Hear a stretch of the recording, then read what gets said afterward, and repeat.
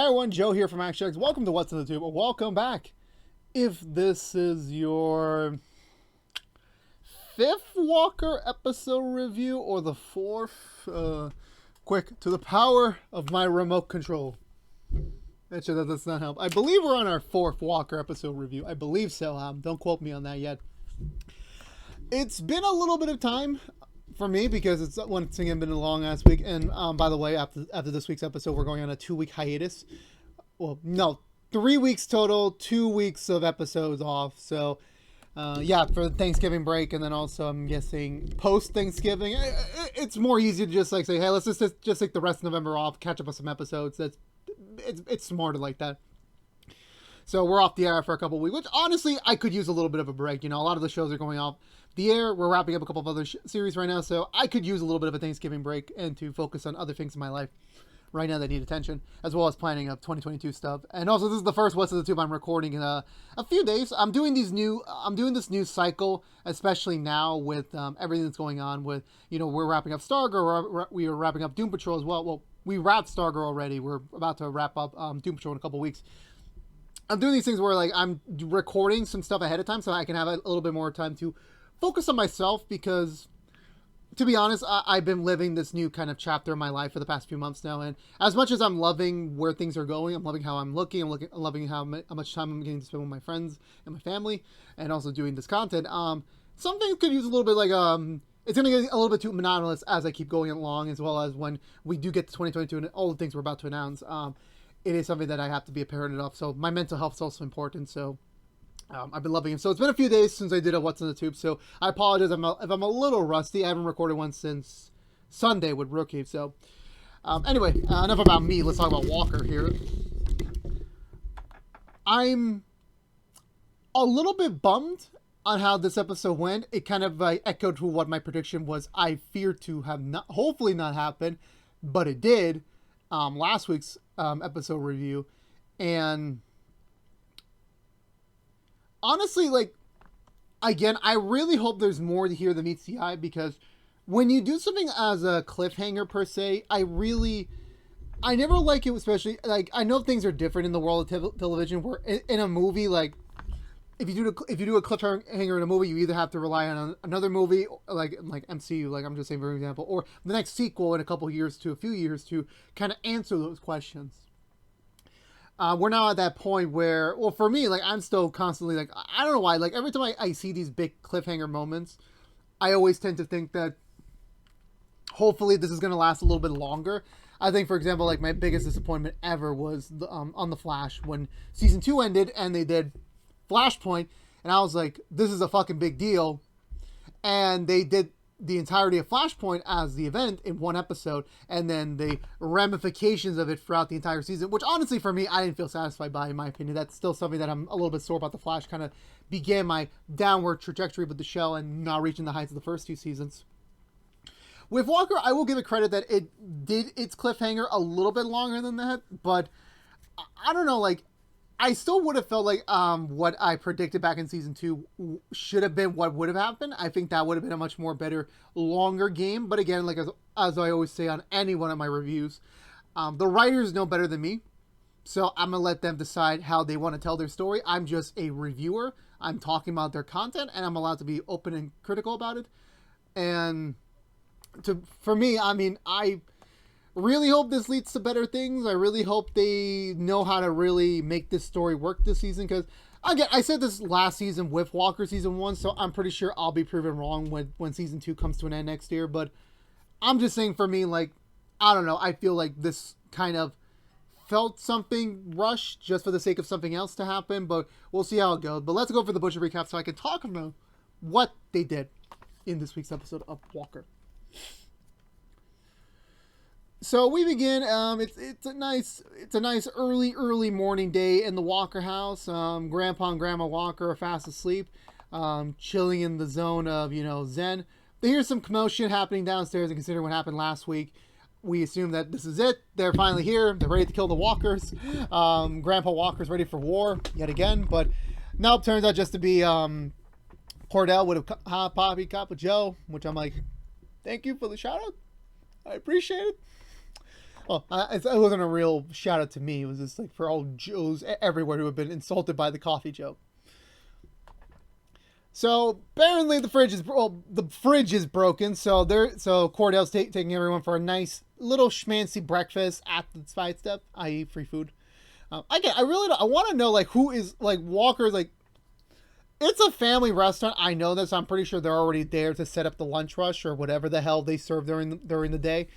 But I'm like, you literally just asked your coworker, your chef, to like, hey, I know you gotta prep for lunch, but can you also prep some personal breakfast for me and my family? I know he's the owner, but I'm like, it's just a little bit of like a sign of respect. Like, don't overuse your workers just because of the sake of your own benefit. That's what I'm just saying here. But meanwhile, of course, obviously we're aware that this the Mr. Davison, well, by extension, has bought out the Soretto's illegal camera operation on the Walker. So now he is kind of in control. And after witnessing last night's confession, he really wants to like stay tuned. Like, what is the next thing Walker's going to confess? What is that next thing? It's kind of like when you're hooked on a show and it's like, as soon as you get that one hook, you just keep hoping like the next hook is like as great as the last one, but it really isn't. So that's what he's waiting for. So they're all heading out to the side step. Everyone's there, nice for a happy little breakfast. You know, bacon, eggs, sausage. That sounds delicious right now. I haven't had a real breakfast in terms of. Actually, just be honest. Like when it comes to my breakfasts, most of the time I do go to the gym. So, and then I go to work right away. So normally I'm packing a sandwich. You know, a little bit of something to keep it going, a little recovery after a long workout. And yeah, I haven't had a home breakfast in I want to say a few months. Like I think the last time I sat down on my table to have breakfast is my birthday to have pancakes. That was literally actually no wait. I'm lying. I didn't have a birthday breakfast. I remember now. Huh. That sucks for me at least. So that's unfortunate for them. But of course, once Liam shows up, Walker tells them all the news that yeah they at least have a camera in their house. So that means someone is watching them, someone is surveilling them, and now it's kind of become a high priority that they all need to get out of the house while Walker goes to take care of this. You know, he's going to bring it up with his with the Texas Rangers, see what they could do about it, and you know everyone's going to have to be out of the house today. So Stella's got SATs to take. Liam's got still DA duties to do on a Saturday. Grandpa and Grandma Walker decided to stay behind at the bar with August to kind of just man the shop and also do something while they're have to be off site there. So I want to say after that, yeah. So once there, they split off into separate groups. Grandpa Walker kind of talking about just after everything that's happened in the last year, along with Emily, and then Walker's return, and then dealing with the Northside Nation, and then that the guys when Walker was undercover. Like so much has happened the last year at the Walker Ranch that now adding on top of there were secret cameras in their house. Grandpa Walker's like, I don't know, like when will people learn don't mess with the Walker family? And believe it or not, even though like yeah, for me like they're not superheroes, so it's like I don't think anyone and honestly yeah, supervillains are like they don't give a shit about you're like Iron Man or Spider-Man or Batman. Like I don't care. I'm still gonna do what I want. I might have a chance to win the day, but most likely I'm gonna get my ass kicked. That's normally how it is. So what can you really do? Grandma Walker does bring up a little bit of an interesting point. Like, why don't we consider retiring? They're not that old. They're getting old, but they're not that old yet to like to the point where they need assistance. They're still able to do a couple things on their own. So why not decide to retire somewhere nice? Maybe a nice retirement home or just like a smaller house somewhere far away from Texas.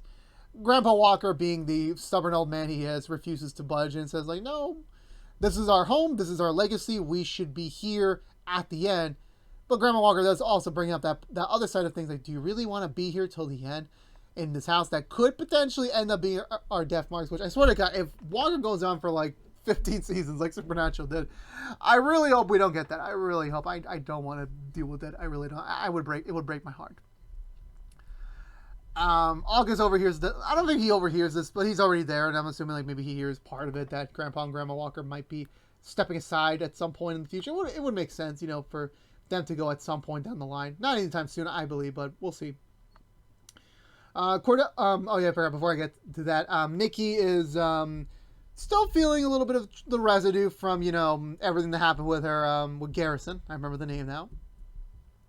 Still got the marks on her arm from when he like really held her tight for dear life. So she's still not quite over that. She's still not ready to like fully move on. And then even though like I'm pretty sure, just making sure we're recording here, I'm pretty sure that her and Trey have kind of like gotten back into like some usual antics. It doesn't mean she's fully ready to like move on yet. It's still a recent thing. It's not 1, 2, 3 for her like to get over it. So, and she's not even ready to be really open about it. So she doesn't really tell Trey anything and just, you know, heads off to work. We're at the Texas Ranger station. Walker does let them all know, Captain James, Mickey, and the DA that yeah, there's some cameras in my house. So now we need to figure out who's responsible and who's really responsible. Walker believes it's Sereno because considering recent events and just recent wordings, it would make sense that Sereno had his hand in this sort of illegal operation. But of course, right now, there is no concrete information that he did or he didn't. So all they could do right now is just speculate and just hope to God that no one else really got affected by this. But they got to figure out how do we get in, how do we figure out who this is, and how do we, you know, who's on the other side of these cameras, and how do we get them involved to like maybe stitch on Sereno and build an even stronger case on him. The DA has an idea that because she's done her tons of research that why don't they want to redo this gambit, this little gamble that Walker and James did back in their heyday when they were both partners. A little gamble like, you know, kind of makes them people assume that they're one thing, but in reality they're the other thing, that sort of thing. So, and she wants to go undercover as well. So Walker immediately agrees on it. Mickey requires a little bit of extra, you know, specifications, and she doesn't read that much into the antics of Walker and James back in the day. It's apparently the ploy was they were turned to be like kind of like dirty cops, but in reality they were still like straight cops. They were just trying to get undercover somewhere to lure a drug dealer, which worked. I want to say, where do we go from there? I know Stella's after Stella hears about everything with the camera stuff. While she's taking her SCT, she's kind of feeling a little bit like distracted, a little bit like far away from it. Since sadly, that does mean the cameras were, you know, watching everything she did, and that I believe that does mean like her text messages, what she's been doing on her phone, which of course does relate to Trevor and just do a lot of other stuff that she's been dealing with personally. So those private moments that Stella had aren't so private anymore, and she can't really tell anyone about it because she doesn't really want to get advice from her own family, as well as she can't even tell Trey because I don't believe she can even want to get him involved in anything further with the cops. The young Davidson notices this because yeah, obviously he still has a crush on Stella. He wants to do whatever he can to make her happy, and he decides to actually pull the fire alarm or cause the sprinklers to go off, which wrecks all the SAT scores, including his own, not Stella's, because she conveniently finished that up before that happened. So I will get credit where credit's due. Yeah, he did the right thing.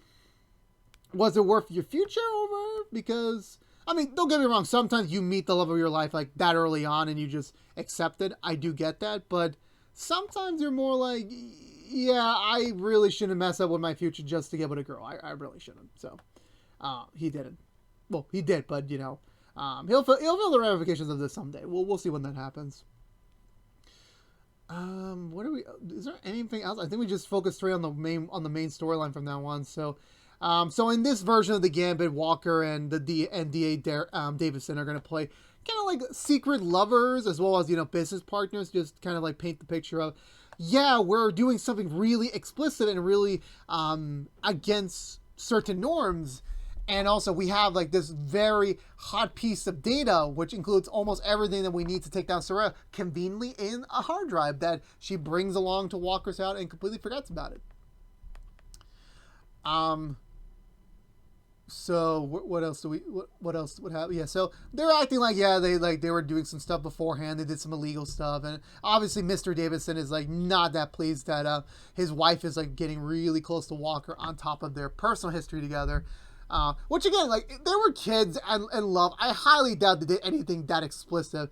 Maybe a kiss or two. So it's not like they did anything. I mean, it would be different. Like, Garrison and Mickey makes sense because I'm pretty sure they've done it already. That makes more sense if he was still alive, which isn't the case anymore. So I don't know what he's feeling more jealous about. The koi is starting to come true. It's starting to really um, be figured out. But however, Jerry comes through the door, and she kind of seems a little bit too excited, a little bit too like overeager, and it seems like it's like, oh my god, is this finally the moment where Jerry's gonna finally have the talk with Walker about their feelings for each other? I'm like, thank fucking god! It took like so many episodes, like finally, but then there's just the awkwardness of like, the DA's there and Walker is like, I have to like really continue to sell the act, but she's here, so I can't really pretend to be something else because it's gonna hurt Jerry again, and they're already on not thin ice, but like at a very like kind of like a weird crossroads, so to speak. Eventually the DA does come out and he kind of paints trying to paint the picture like, yeah, me and Walker just hooked up, so I think it's high time for you to go.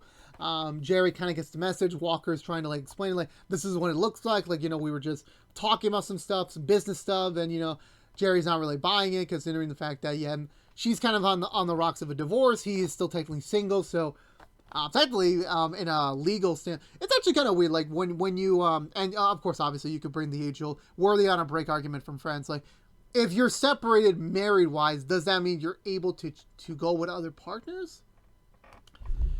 I think it depends on the circumstances. I think unless you're 100% certain, like we are in the process of a divorce, there are papers being drawn up, and we are separated, like in all regards.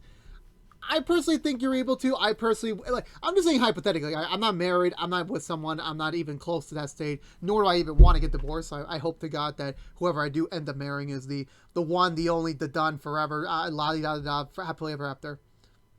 So I never even have to experience any sort of aspect of a divorce, since like nearly I think every member of my family has dealt with a divorce at some point. So I do not want to continue that tradition. So hopefully that won't be my case, but we'll see how that goes. To be honest with you. Okay, enough oversharing over. So, my stance on it, even if it was true, like, yeah, they're unless like the problem is they're in counseling. What am I even talking about?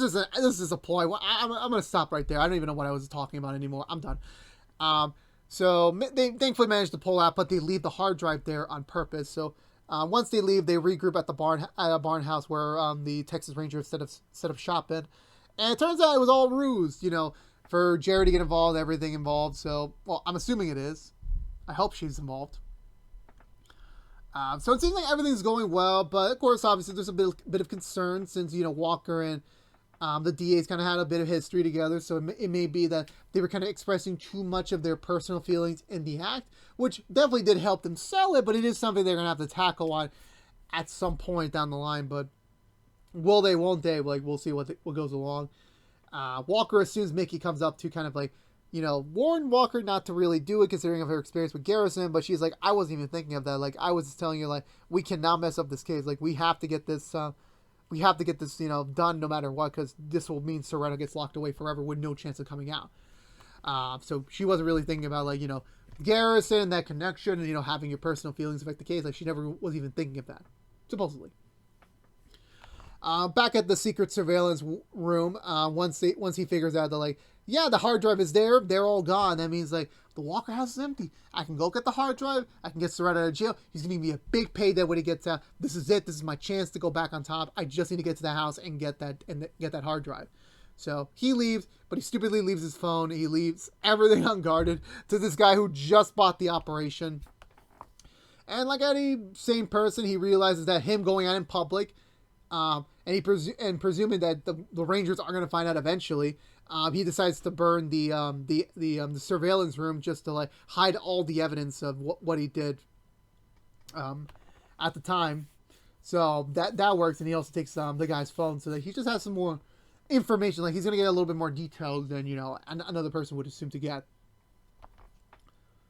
What else happens? Are we still at the barn house? I think we're still at the barn house. I know Liam eventually does pop in to kind of help out a little bit. I don't even remember what Liam's part in this was. I know he comes into play later once they find out, like, okay, so there's a fire, there's something happening. I know Walker and the DA go back to her place for a bit, not to do anything bad. It was just them talking a little bit, or maybe just playing an act.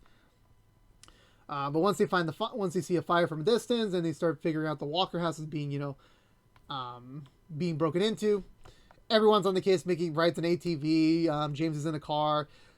Liam somehow got a gun and is heading towards his house. I'm like, dude, the last time you had a gun in your hand, it did not end well for you. So I think you should leave that away for your brother. Mickey in a rush of like just not paying attention, like not really 100% in the zone. She hits a barbed wire fence and gets a little bit cut up, and James stops to go help her. So leaving Liam the only one to actually get to the house. Walker runs on foot to get to the house as well.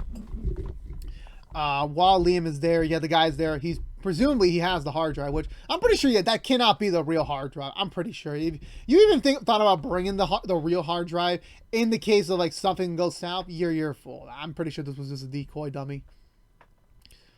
So Liam starts to engage in like a little bit of like a crouching battle with the dude, and the guy's just being a very good hider right now. He's really not getting caught by him.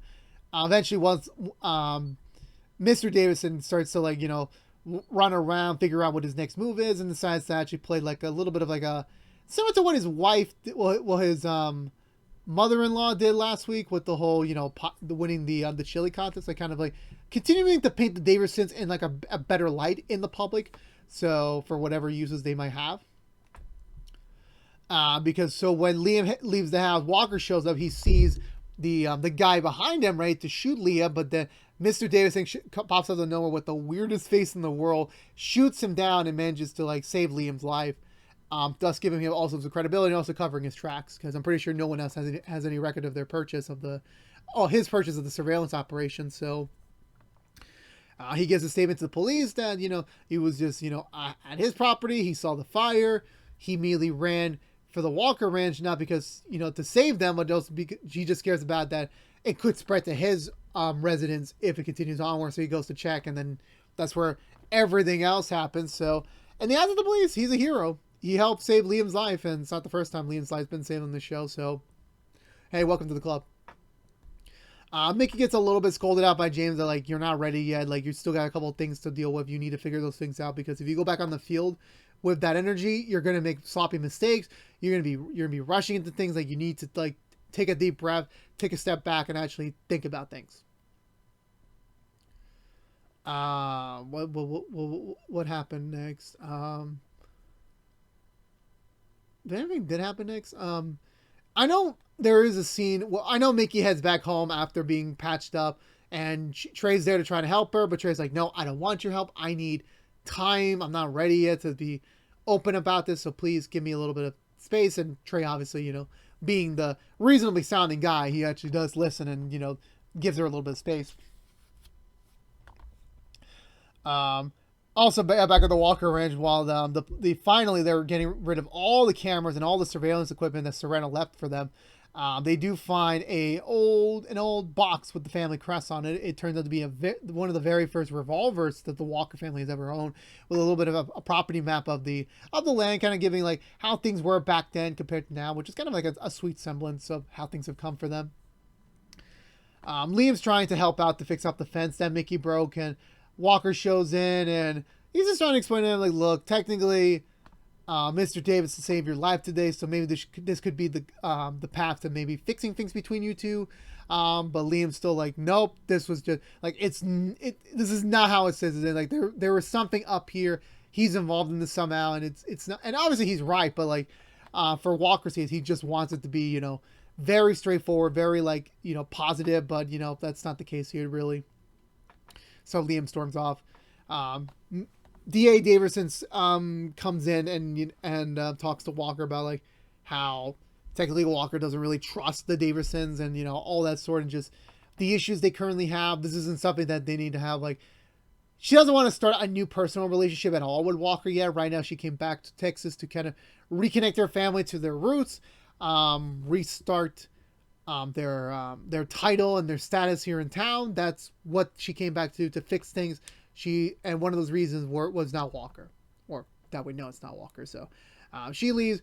We get a flashback to when Walker and the DA were kids in love, probably dating, and they were just exchanging nice compliments about each other, like just on how things are, and how great they are together, and how they value one another. And we cut to present day Walker kind of looking at her the same way, which I'm like thinking, so are you Jerry, or are you this woman who's still technically married? Who knows? But that wraps up the episode of the week. Really also So for me, like I said at the top, I was not really happy with the way how the surveillance thing came up. It made sense from a story perspective, but I really was hoping it was part of something bigger, something like more grander. And the fact that it's all over, it would have been a very interesting concept if they did an entire episode in surveillance style. Kind of like how Rookie does those like experimental episodes where they just do something completely different to kind of like express to tell an episode story. Yeah, they didn't really do. They didn't really do that here. Like, you know, Soretta was in charge of this operation for a couple of days, a couple episodes, and then afterwards, they were without a boss, and then afterwards, this guy took over and he burned down the place. Now again, I know like the only reason he did that was to A, save his ass, and B, build his credibility with the Walkers and also with his wife again. So there was a larger idea for him, but you know, for me, like I'm gonna see how the rest goes in season 2. Maybe this is gonna be for a purpose, or maybe this was a waste of time. I really could not tell you until we're all said and done with this season. But I frankly did not. I just didn't like how underused this twist was, and I hope by the end of the season it makes sense to why they did these things the certain way. I just felt a little bit like this could have been better. This could have like been something something much more longer to be done than just, you know, the way they do it here. And next week doesn't seem to be picking that up anymore.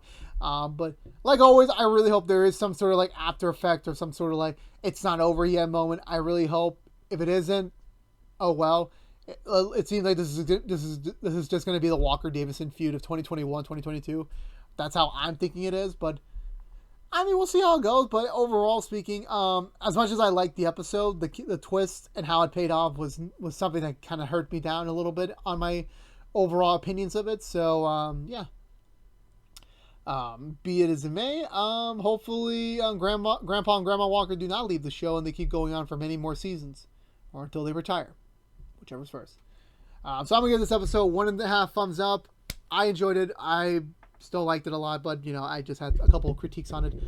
So I think that's going to do it for me today, everyone. So if you're unaware, let me know in the comments below what you think of this week's episode of Walker. I'm always down for conversation down there. Because this has been What's on the Tube from ActionX, reviewing every episode in the second season of Walker. If you want to know what we're doing normally in What's on the Tube besides our Walker episode reviews, we're currently doing Doom Patrol Season 3 up reviews each and every Saturday mornings after a brand new episode on Thursdays on HBO Max. Right now, this Saturday, we have the Season 3 review, non-spoilers, and next week is the Season 4 prediction, so stay tuned for all that. We're also doing the Nancy Drew Season 3 episode reviews each and every Sunday mornings after brand new episode on Friday nights on the CW, or free the next day on the CW app. We are also going to be doing... what was I going to do? Yeah, the Rookie Season 4 episode reviews each and every Monday mornings after brand new episode on Sunday nights on ABC or on Hulu the next day. That's also off the air till we come back in December, so that will be a little bit of time. However, next week we are doing the return of Quick Impressions.